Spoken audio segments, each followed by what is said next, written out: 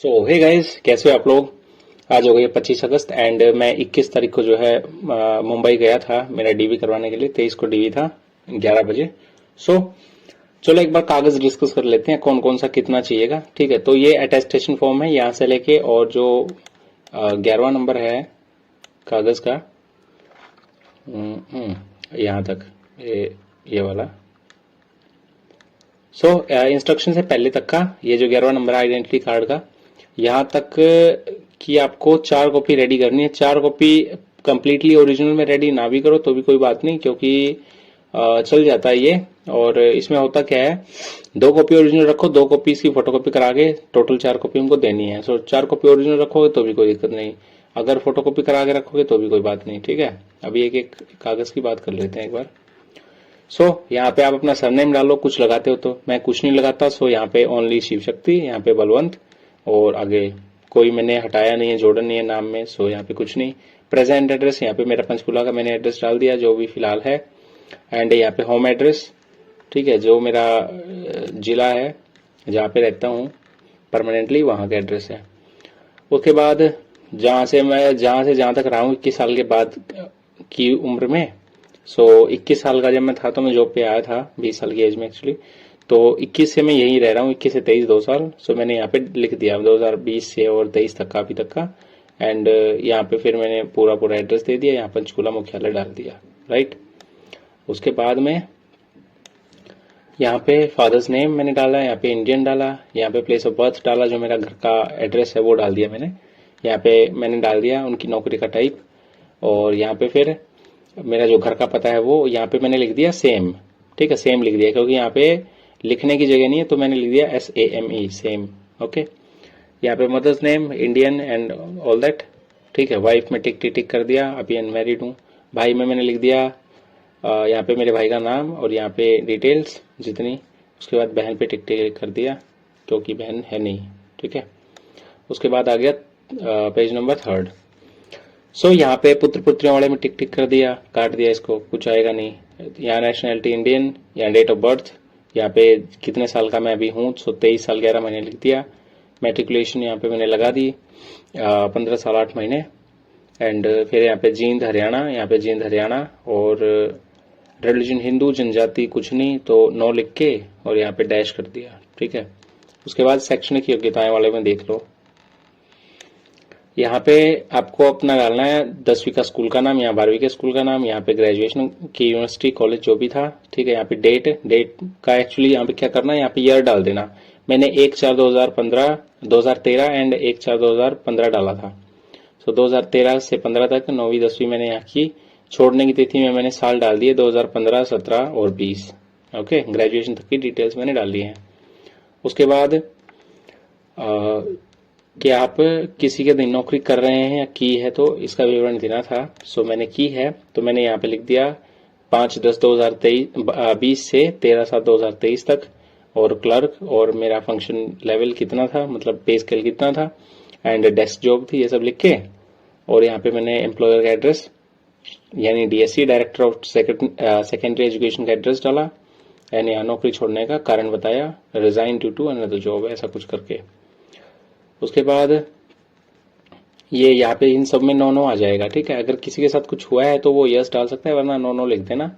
ठीक है, हिरासत में लिए गए, जुर्माना जमा किया वगैरह वगैरह, तो सबके साथ आई होप नो ही होगा इसका आंसर सबके लिए। उसके बाद नेक्स्ट ये वाला। यहाँ पे नो करने के बाद यहाँ देखो, अभी यहाँ पे आपको 2 बंदों के नाम देने हैं जो थोड़े जिम्मेदार व्यक्ति हूँ आपके एरिया के। मैंने यहाँ पे अपने गांव के 2 दोस्तों के नाम दे दिए। दोस्तों मतलब थोड़े बड़े थे, एक लेक्चरर हैं और एक गांव में जो वो प्रतिष्ठित जगह रखते हैं, तो मैंने 2 के नाम डाल दिए, फोन नंबर लिख दिया।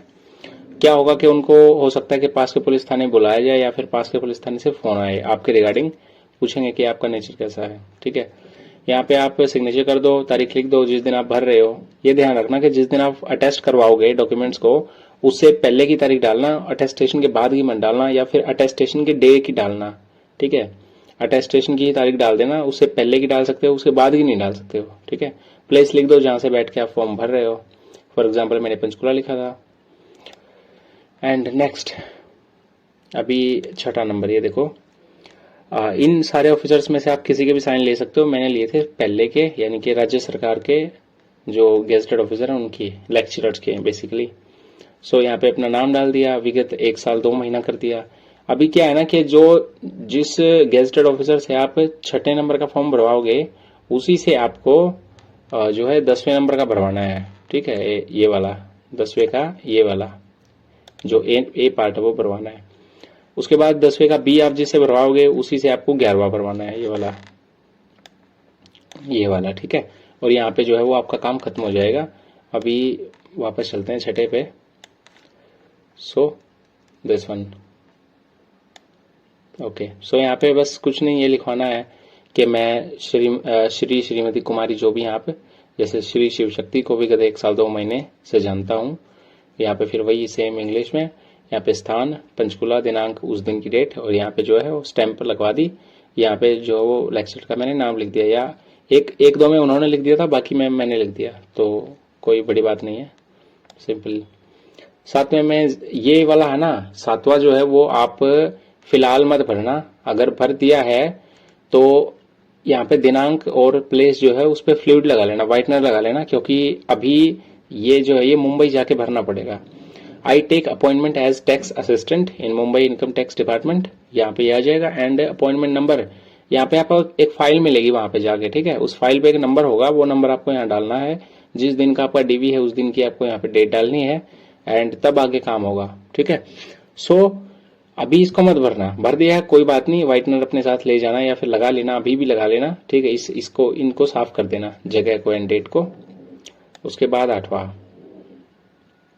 ये रहा। इसमें बस वही लिखना है कि मैं श्री शिव शक्ति और घोषणा करता हूं कि मैं अनमैरिड हूं, वगैरह वगैरह, और कुछ नहीं। यहाँ पे डेट, साइन, एंड उसके बाद प्रोसीड करो आगे। सो 9th वाले में भी ज्यादा कुछ नहीं है। मैं शिव शक्ति जो कि यहाँ पे आप छोड़ देना अभी, मतलब इसको कंप्लीट नहीं भरना। यहाँ पे जैसे मैंने कुछ लिखा नहीं था, ठीक है, प्रीवियसली रहा हूं तो मैंने यस लिख दिया। और कहाँ पे मैंने जो वो नियुक्ति मेरी मिली थी, तो यहाँ पे मैंने अपने 2 स्कूल्स के नाम डाल दिए और लास्ट में डीएससी डाल दिया। ठीक है, और उसके बाद निरस्त किए जाने का कारण तो सेम लिख दिया, resign due to selection in another job. पूर्व में आपने कोई पेपर दिया है जिसमें आप पास नहीं हुए हैं, तो मैंने यहाँ पे नो डाला है। ठीक है, मेरे साथ ऐसा कोई पेपर रहा नहीं है फिलहाल जिसमें मैं अपियर हुआ हूँ लेकिन पास ना हुआ हूँ। ठीक है, तो आप डाल सकते हो जिसने 2021 का सीजीएल दिया था या एमटीएस दिया था या सीपीओ दिया था और वो उसमें फेल हो गया, तो यहाँ पे आप लिखो सिर्फ यस। और ये जो जगह है ना, ये वाली जो जगह है, यहाँ पे आप इस जगह पे आप लिखो, फॉर एग्जाम्पल ऐसे लिख दो सीपीओ 2021, या फिर लिख दो आप सीजीएल, एसएससी सीजीएल, ठीक है, 2021, ऐसे करके और यहाँ पे भर दो, काम चल जाएगा। ठीक है, इतना कोई नहीं पूछने वाला। उसके बाद नेक्स्ट पेज नंबर 9, उसके बाद आ गया 10th पे आपको जो छठा पेज भरवाना है वही 10th से भरवाना है। ठीक है, गेजेटेड ऑफिसर से 10th ए, यहीं पे सेम चीज आएंगी, श्री शिव शक्ति सन ऑफ, ये फॉर द लास्ट, जहाँ पे वो वहां पे लिखा था 1 साल 2 महीना, 1 साल 2 महीने यहाँ पे डाल दो, मेरा शिव शक्ति से कोई संबंध नहीं है, ऐसा करके यहाँ सील मरवा देना और यहाँ पे जो है वो नाम लिख देना टीचर का और उनका पद लिख देना। फॉर एग्जाम्पल यहाँ पे Sukhdev Singh lecturer in English, ऐसा कुछ हुआ था। उसके बाद 10th बी भरवाना, ठीक है, दूसरे लेक्चरर से या कोई भी आपका जो दूसरा अफसर है उससे। यहाँ फोटो लगेगी, 11वां नंबर पेज है ये, फोटो लगेगी, यहाँ ऊपर डिटेल भरी जाएंगी, यहाँ फोटो लगेगी, फोटो के ऊपर स्टैंप लगवाना एंड साइन करवाना, स्टैंप लगवा के साइन करवाना जरूरी है। ठीक है, यहाँ पे लिखा भी है partly on photograph and partly on the certificate. So यहाँ पे आपके साइन और यहाँ पे सारा कुछ। ठीक है, सो एक बात ध्यान रखना, अगर आपको 4 कॉपी ओरिजिनल बनानी है तो आपको एक लेक्चर के, एक अफसर के 8 साइन चाहिए हैं एंड 8 ही साइन आपको दूसरे लेक्चर के चाहिएंगे या दूसरे ऑफिसर के। ठीक है, सो थोड़ा सा ना आपको पेशेंस बरतना पड़ेगा गेजेटेड ऑफिसर के साथ में, क्योंकि वो लोग ऐसे होते हैं कि वो लोग मतलब जल्दी गर्म हो जाते हैं और बोलेंगे कि नहीं इतने इतने साइन कैसे, ये वो। सो अगर ज्यादा गर्म होता दिखे सिर्फ 2 पे करवाना। ये आपका मेडिकल है, ठीक है, मेडिकल है क्या, हाँ ये मेडिकल है। यहाँ पे फोटो लगवा लेना, स्टैंप लगवा लेना। ठीक है, स्टैंप ना भी लगे तो भी कोई इतनी बड़ी बात नहीं, लेकिन कोशिश करना कि लगवा लेना, स्टैंप और साइन करवा लेना। ठीक है, सीएमओ ऑफिस में या जहां पे भी आप बनवा रहे हैं, पीएमओ या सीएमओ से।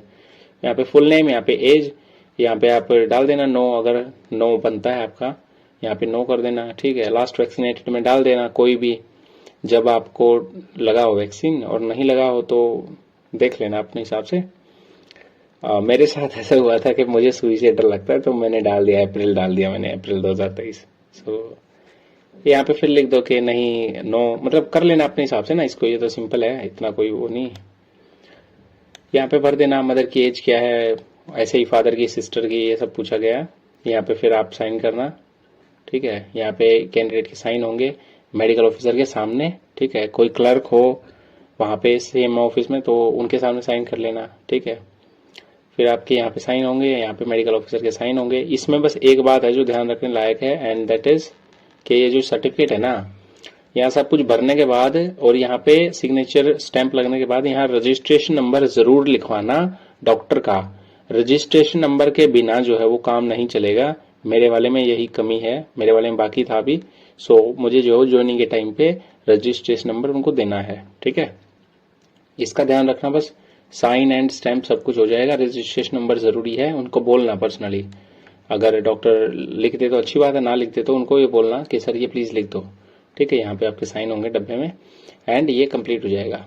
उसके बाद इसको ओरिजिनली भर के लेके जाना बस, उस कॉपी वॉपी कोई जरूरत नहीं है। नेम ऑफ द कैंडिडेट और सरनेम वगैरह, आपका कोई उपनाम वगैरह है तो वहां लिख दो, वरना चलने दो। Father name, mother name, marital status, ये सब आप भर ही लोगे, सिंपल सी बात है, ठीक है।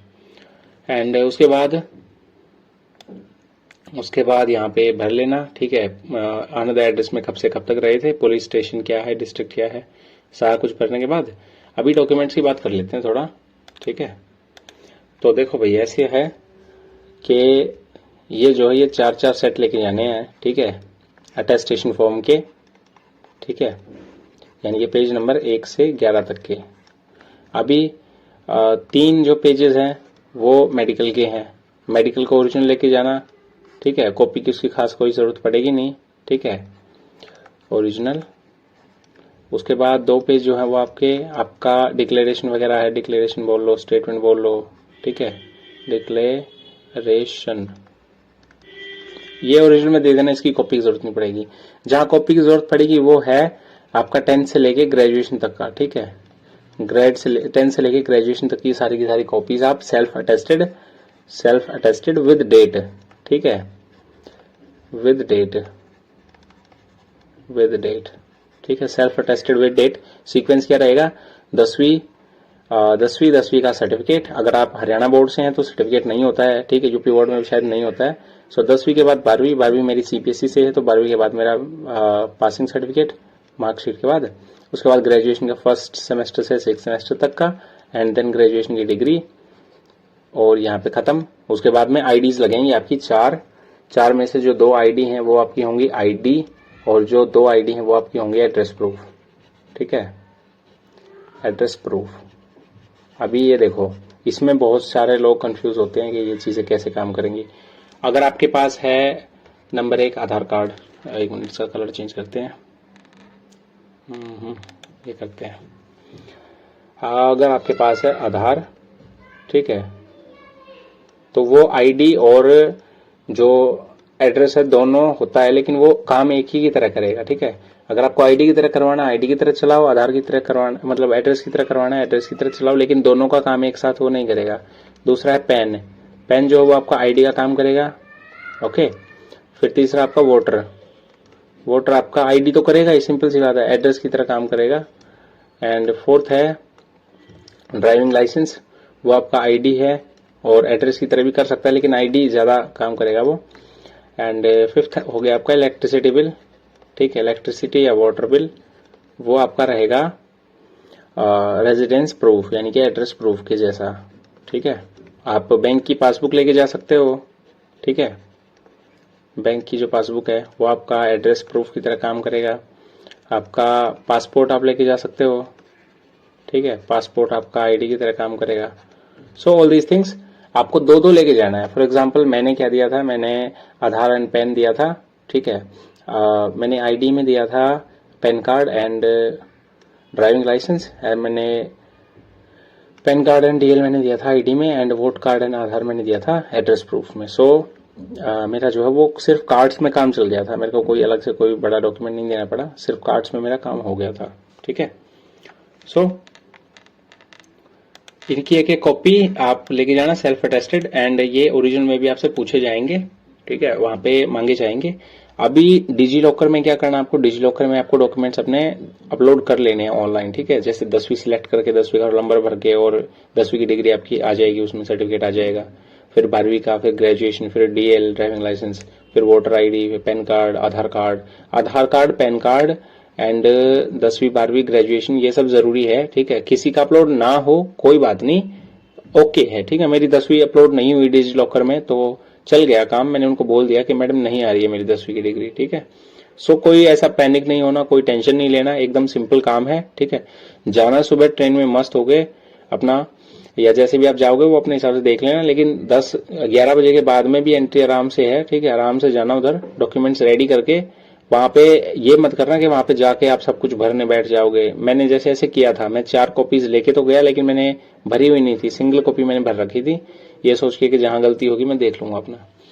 सो वहां जाके मैंने चारों कॉपी भरी, बहुत ज्यादा टाइम लगा नहीं, 4 बजे तक तो मैं फ्री हो चुका था, मेरे हाथ में ज्वाइनिंग लेटर आ चुका था। ठीक है, वो लोग क्या करेंगे, वो लोग 3 राउंड में डीवी करवाएंगे, उसके बाद में आपको ज्वाइनिंग लेटर दे देंगे, वहां पे साइन करवा लेंगे कि आपने रिसीव कर लिया है। ठीक है, ये सब।